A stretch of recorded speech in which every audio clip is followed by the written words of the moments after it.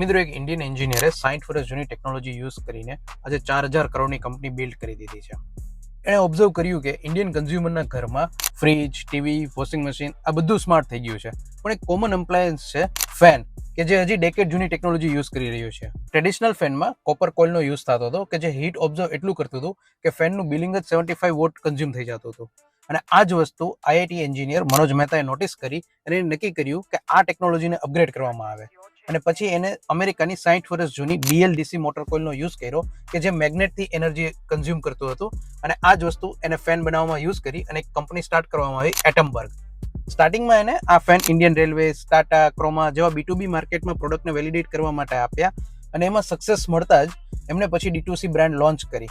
એને માત્ર technology invent ના કરી, પણ એની સાથે slick design, remote operated, mobile એપથી આવા બધા ફીચર્સ એડ કર્યા અને આજે એટમબર્ગ 50 લાખથી પણ વધારે ઘરમાં અવેલેબલ છે અને વેલ્યુએશન 4000 કરોડ છે.